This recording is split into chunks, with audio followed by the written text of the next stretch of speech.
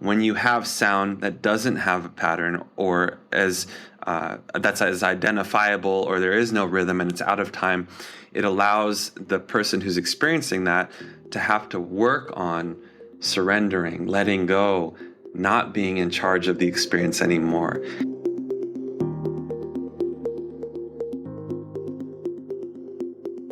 Hello and welcome to today's episode of Man Uncaved.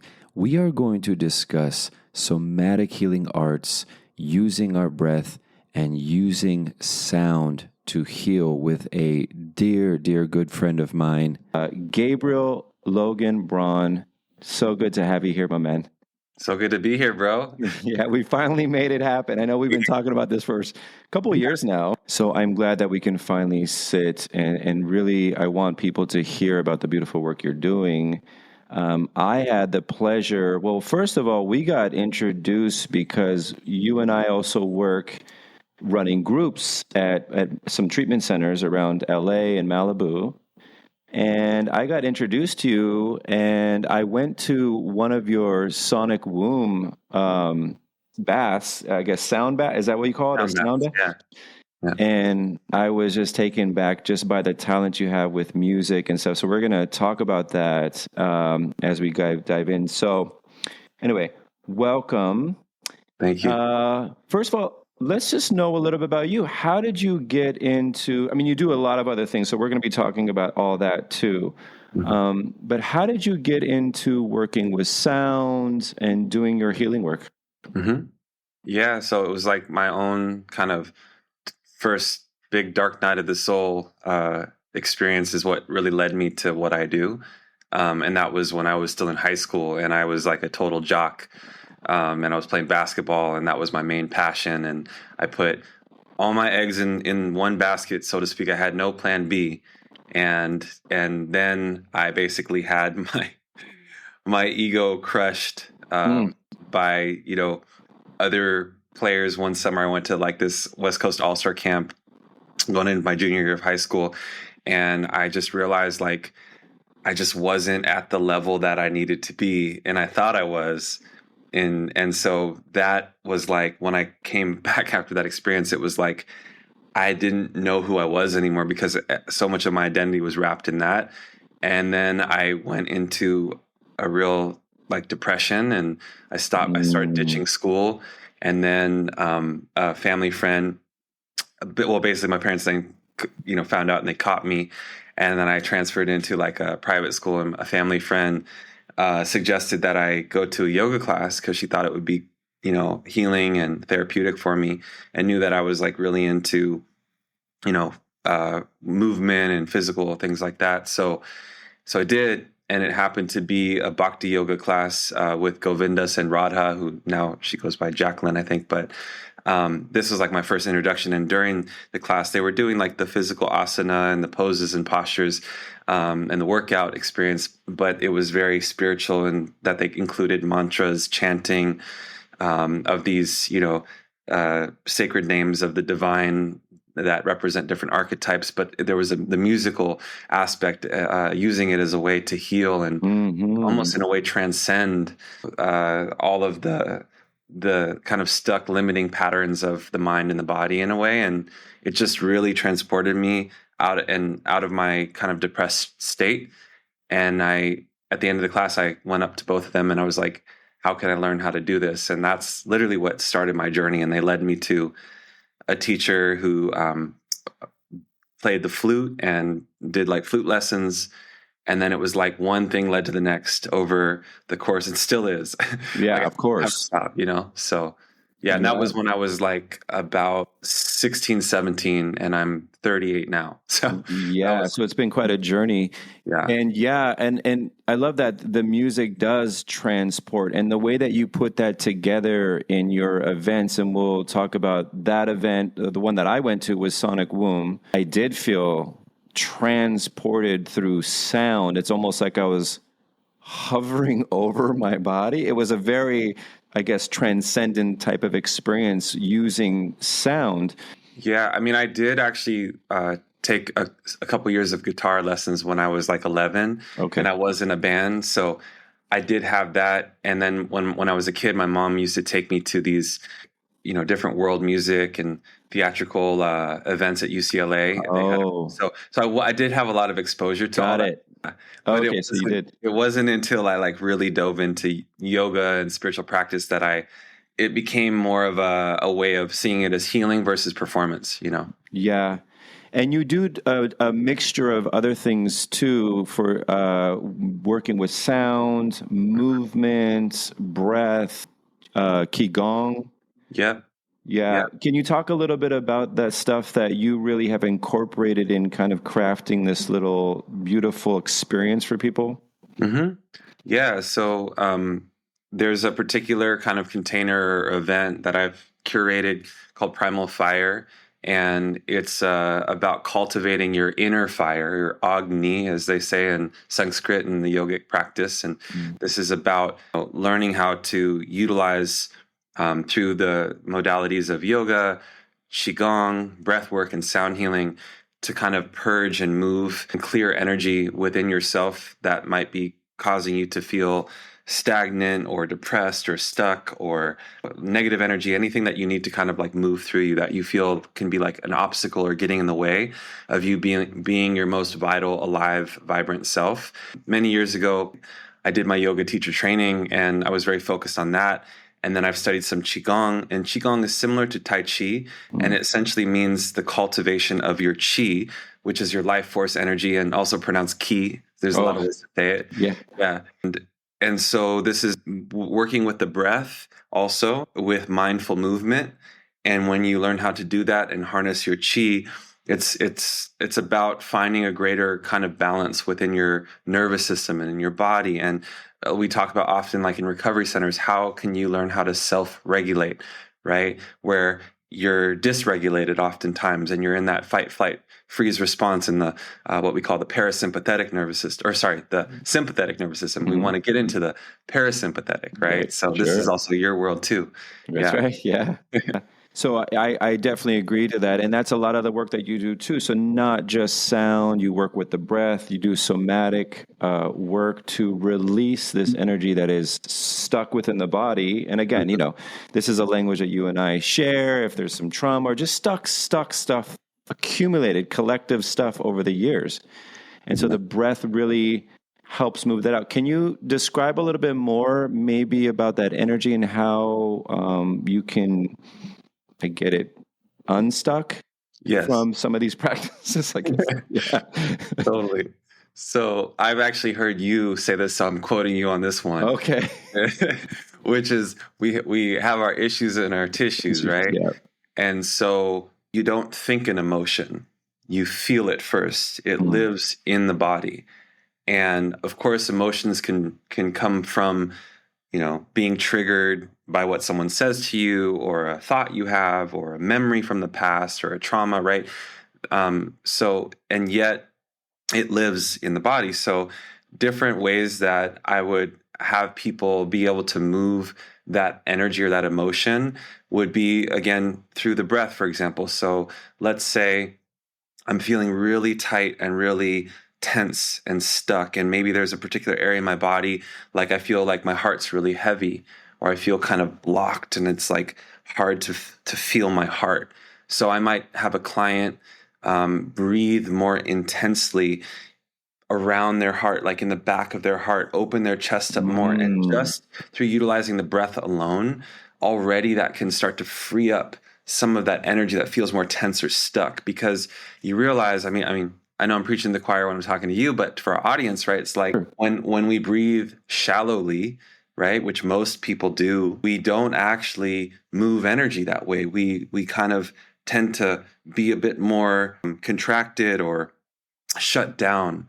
And so when we breathe more fully and into a specific area, it helps to free up and open that energy. So that would be one example That sounds so through cool. the breath. Yeah. Mm-hmm.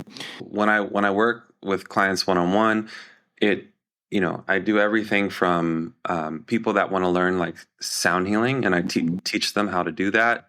Live looping. So for people who are not familiar with that, it's like a whole art form where you're like a one-man band orchestra and you learn how to essentially record a live instrument, whether it be your voice or a handpan or a flute or anything, and then you overdub or you capture the sound so it repeats and you can create a whole song. And then I also work with people who, again, maybe you do have some issues in your tissues and you feel like you do need to move that energy, and so utilizing the breath, utilizing sound healing, utilizing mindful movement. And then I also have clients sometimes where, for a long time I used to do life coaching, more so kind of talking through things, working it out that way, helping people to create more structure in their lives and a greater purpose and getting more clarity and intention setting and all of that. Yet now, because I incorporate the somatic healing work, I tend to integrate those practices. So it's not just talking the whole time. And that way, I feel like people can actually accelerate their process of healing more quickly. And yeah, absolutely. I agree with you. So this is something that I know that we share similar beliefs. It's like really integrating the whole being, the body, the mind, the emotions, if it's spiritual, it could be spiritual for some people too, but really looking at it as the whole and all these parts of self, integrating all of those. So I love that approach too. This is why I'm really excited about the stuff that you do. We're not just this or this. Processing serves its purpose, and moving it somatically, energetically, definitely serves its purpose as well. Can you talk a little bit more about maybe the movement too? Because this is something that I know that you do, and I'll have a couple links for everybody about you and how they can get in contact with you and kind of see the work, not just music, but just the wonderful stuff that you're doing out there. Can you talk a little bit more about the movement? I have a feeling that it kind of works with the same energy, the body, obviously, because you're moving. Yeah. Definitely. Well, there's an example that comes to mind, a really powerful one in nature, in the wild. Like when you think about a predator going for its prey, like a lion maybe chasing a gazelle or something, and the gazelle gets away, right? But the lion like pounced on it and almost got it. And so there's a certain trauma that you could say that gazelle experienced. And what you see in animals, wild animals, is that they will actually shake, like cathartically. They will shake and they will move through that traumatic experience of literally almost being caught to the predator, right? And then they'll just go about like as if almost nothing even happened. But for us humans, when we experience trauma, oftentimes we freeze, right? Fight, flight, freeze, or we flee, or we do whatever the thing is. And again, it gets stored here. So with movement, it's so powerful how you, again, can move energy through your body, through your whole system, and not just necessarily working with trauma, but like as a way to self-regulate, as a way to move more energy, as a way to wake yourself up every day. It's like I had a client even recently say, who said, I used to think about working out as something I just do for my physical body because like I want to lose weight, I want to get strong, but now the way he sees it is for his mental health first. And then as a byproduct, he feels better and then his body looks better, he's in better shape and this and that. But so for me, there's that direct correlation between our mental health and our physical body. And when we can get into movement and not movement that is static or repetitive, or it has a place, movement that is also more organic. Like you and I know, like when we go to something called ecstatic dance, right? It's like, for people who don't know, this is kind of like a free form type of flow and movement of dance where there's a DJ and, there's a little bit of like guidance in the beginning, but mostly it's like you get to allow your body to move you rather than a preconceived idea or choreography of how you're supposed to move or look, right? So it's less about the presentation. It's more about how it feels and moving the energy naturally through your system. And when you do that, there's just something that is so healing and so powerful just in that alone. So I would say like that's a big part of where, for me, when I guide people into movement, there is some form and structure to begin. But then after that, you kind of break through the form and structure and you just go into this more free flow, because ultimately your body's going to teach you about yourself. Sure. The wisdom within the body, the body, I love the idea of like body language, Yes. There we go. Body of wisdom, you know? Yeah. Talk about that. So when you say you work with a client and you're kind of taking these approaches Mhm. via, breath and say movement, do you see where they finally let go, where, maybe they're a little bit in their mind about their body, so it's maybe a little restrictive or, closed down, and then the shift? Can you talk a little bit about that and these wonderful things you've noticed? Absolutely. Yeah. So another way of saying it is like when people are more self-conscious, Mm, and even though in the world of like mindfulness and self-development and all this, and it's like when we think about self-conscious, sometimes that can actually be a positive thing because you're more aware and conscious of self with a capital S. But as most people know, self-conscious is like a negative connotation in terms of like, I'm self-conscious, I'm thinking about what others are thinking of me. mm, They're judging me, or I'm even judging myself. And oftentimes we're the ones judging ourselves. Maybe these people actually, they're not thinking anything, about us. sure, of So course. in that regard, yeah, I have definitely noticed where people have these layers of self-consciousness or judgment about themselves, and it's almost like you can see it in their body where they contract, where they're tight, where maybe they're even holding a certain position and they just don't want to let go. you Mm-hmm. know they don't, Mm-hmm. it's like they don't want to let that guard down, kind of a thing.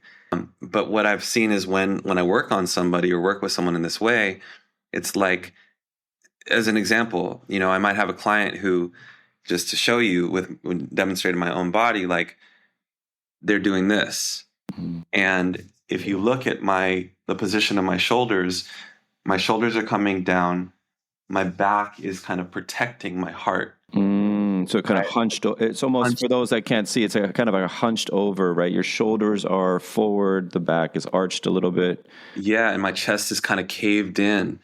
And what is that usually about? It's usually about, I'm someone probably who has gone through my life and I've had to protect my heart because I've been hurt and I've maybe been abused, or what, there could be a lot of different Of stories. course. And so, I've worked with someone like this, and let's just say, okay, now I want you to start to focus on breathing into your breath, and I want you to actually move your shoulders back and Mm, even arch through your spine and open through your thoracic cage, open through your ribs, and breathe here and notice what comes up for you, what happens when you do that.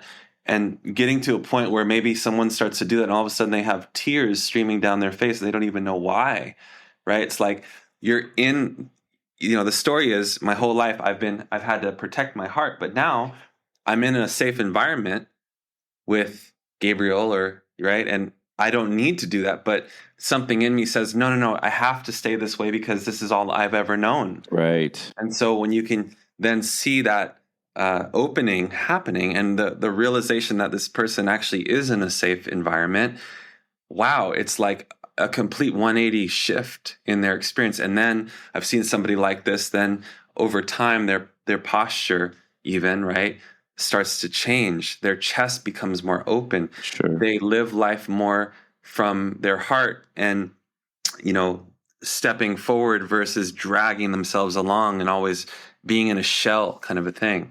Right. So that Oh, would be an example. Yeah. that's just a beautiful image, that way you're explaining it, because I get that, right? We just kind of wear it. The muscles have memory. It kind of pulls us forward in a protective stance, and I can understand it. Again, as you're describing it, just the sense of an empowerment that can open up just by moving the shoulders back, heart out. You can grow a couple inches, for those, Yeah. just on that, because you're standing more ready. Yeah. And the word I love, like, kind of play on words. So what you Mhm. had described is the self conscious, not in a negative connotation. You were just talking about that, but just envisioning that opening up, heart out, self conscious, more of an embodiment, awareness of what's happening. Mhm. Because we completely lose connection, right, from the neck down. I think we're driven by our thoughts constantly, without the awareness that there's a lot more real estate down here. There's a lot more happening, a lot more information that is going on here. Yes, exactly. And I will say to that too, I've one of my teachers, she says emotions, another way of speaking to emotions, are aliveness sensations. Mm, And that emotions are a form of information, and aliveness sensations, like, we, whether we like the way we're feeling or not, it's like, it's fucking like, like, we feel our most alive and raw. It's like, it's intense sometimes, but it's that sensation that we have that is a form of information.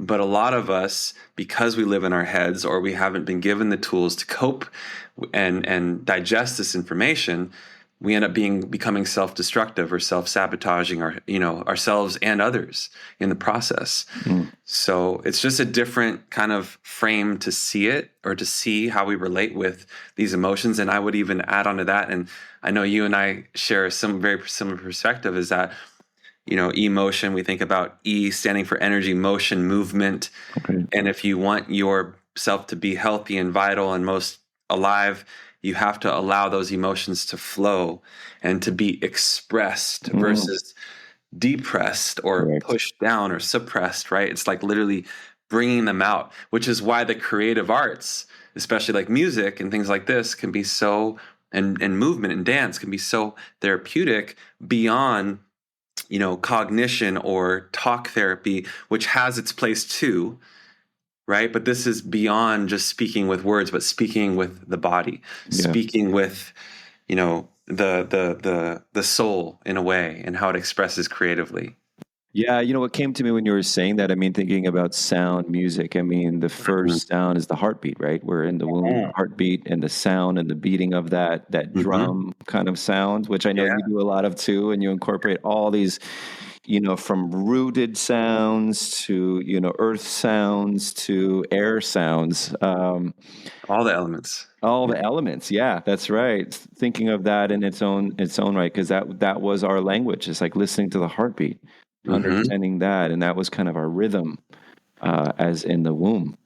Absolutely. And so, yeah, I would love to speak to what you're saying right now, because so sonic womb is Yeah, one of the types of events that I also offer, and it's basically a version of a sound bath.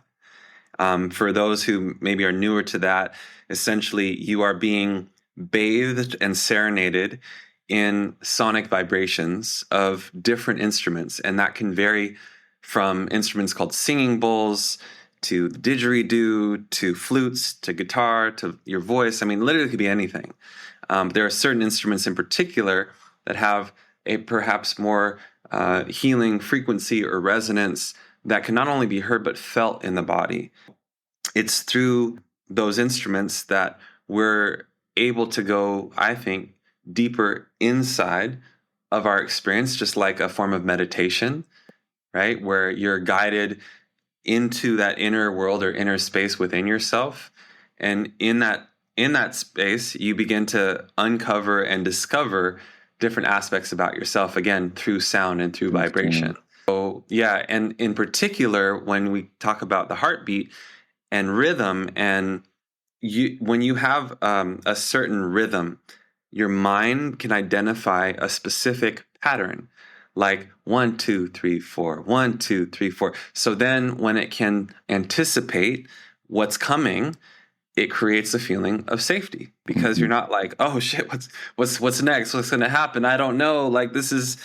So then you can relax, right?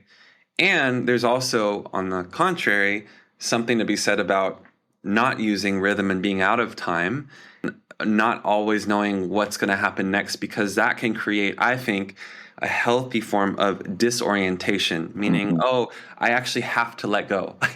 To the degree that I'm trying to hold on and control, which is a real thing for a lot of us, right? Especially in Western culture, where we can be more kind of trained to always trying to kind of micromanage, control, do things in this particular way, figure things out, overanalyze things, right? Versus certain cultures where it's like, no, just embrace the mystery. Like, don't Mhm. try and figure everything out. You don't have to know everything, right? Where in our culture, where it's not that way oftentimes. So when you have sound that doesn't have a pattern, or as that's as identifiable, or there is no rhythm and it's out of time, it allows the person who's experiencing that to have to work on surrendering, letting go, not being in charge of the experience anymore. And even though that sometimes can be a little scary or off-putting and unsettling, there's value to that as well, as there is to the predictable, rhythm in time. I know what's coming. I can anticipate it. So I like to actually work with both of those elements. There are a lot of people who do sound healings out there that don't work with rhythm. And it's just, it is what it is. But I find that having both creates a greater range of experience in the person and can be more dynamic in that way. So, yeah.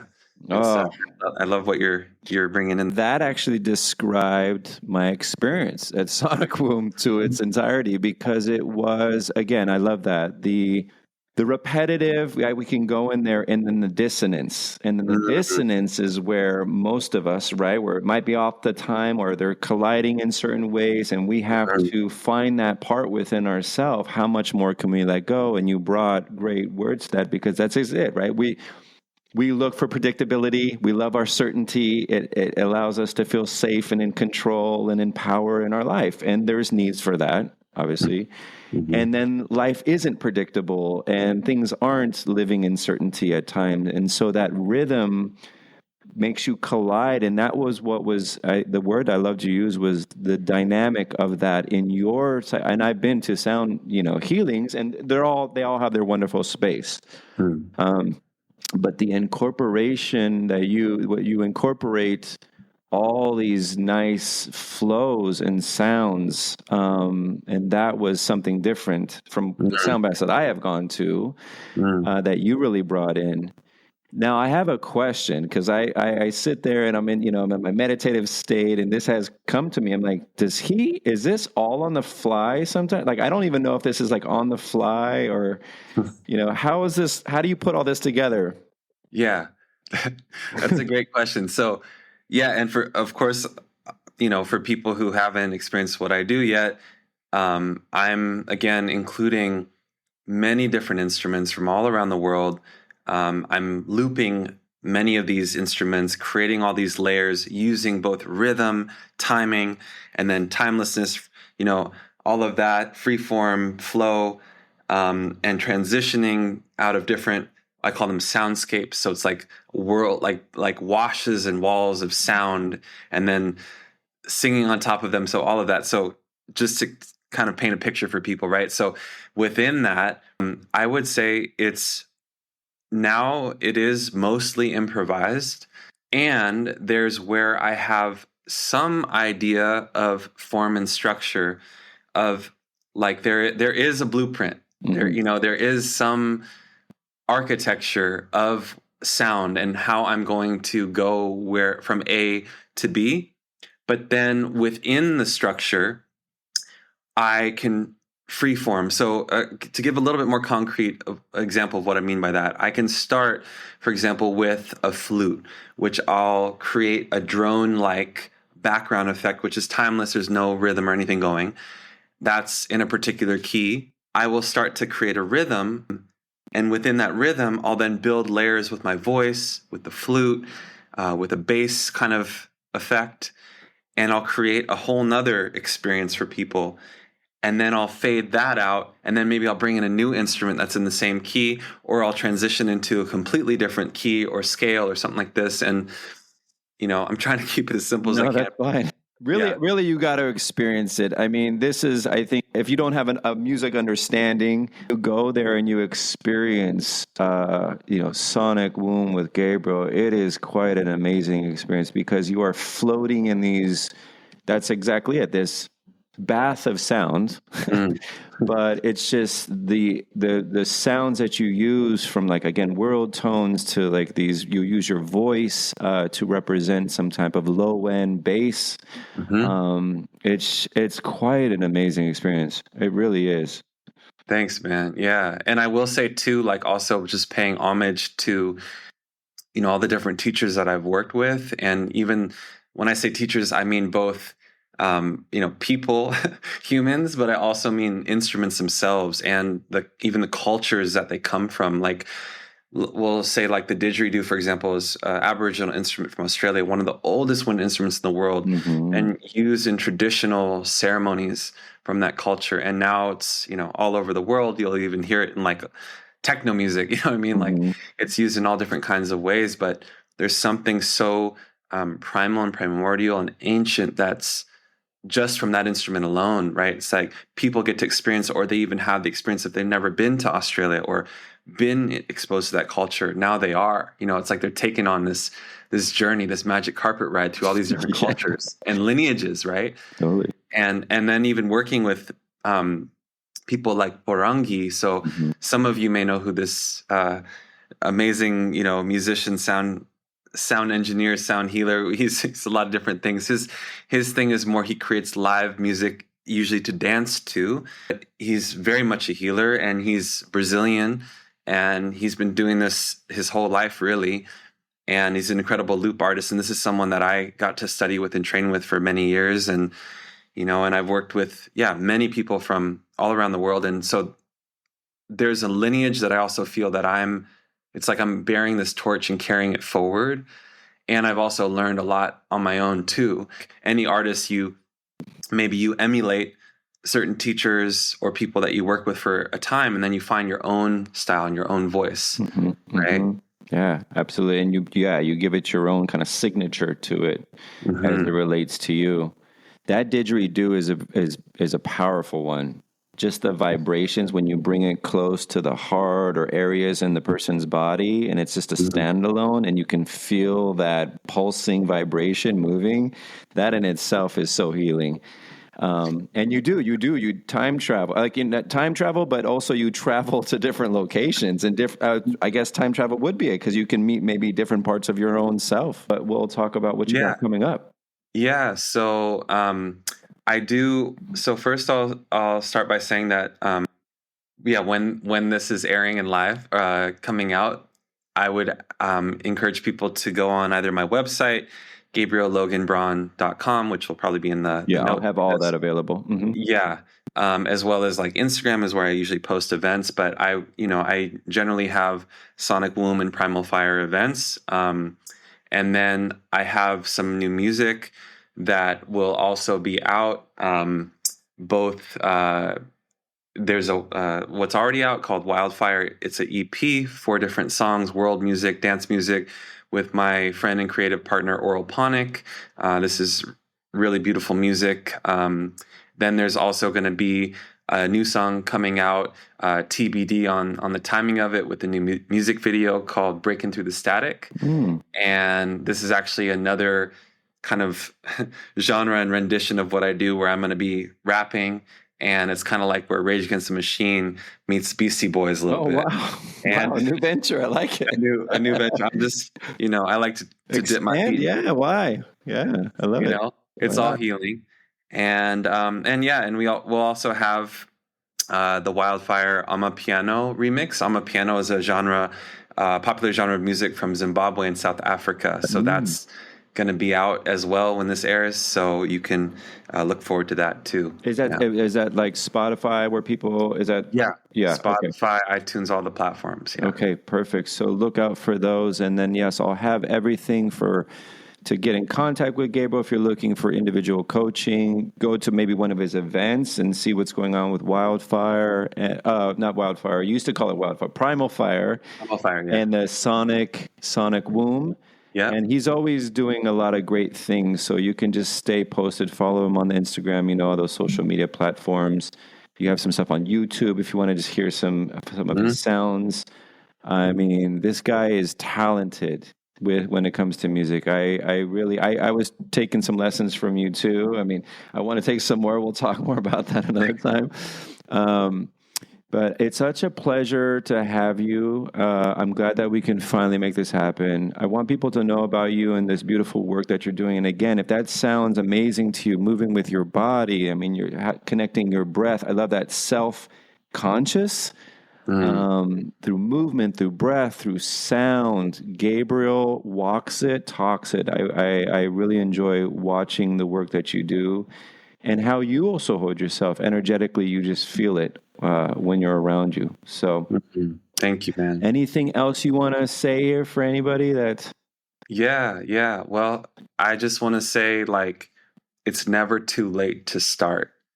One of the biggest things on any personal growth journey is just making the choice, and also in recovery too. Like, more than half the battle of getting sober is just choosing and wanting to get sober.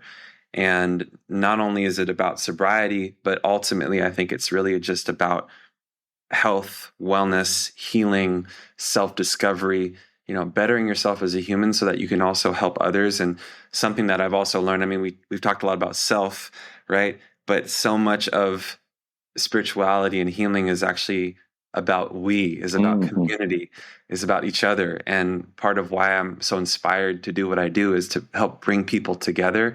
And, I couldn't do what I'm doing without people like you, and having a podcast like this. And working together in the recovery centers. And so more than ever, I feel this is a time that, we're coming together. We need each other. And I'm just really inspired and feeling really grateful that, to know somebody like you, that you're doing this work too. And I appreciate you creating a platform for others like me as well to get our work out in the world. So thank you so much. Always, brother. Always. Thank you so much. This was today's episode. If you enjoyed this episode, please share it. Somebody else might want to hear it and journey in the discovery to their own recovery. And this might be what they were looking for so they can get their lives back together, so they can heal, so they can live life and into the greatest potential. And to live our life in the greatest potential, we need to come out of hiding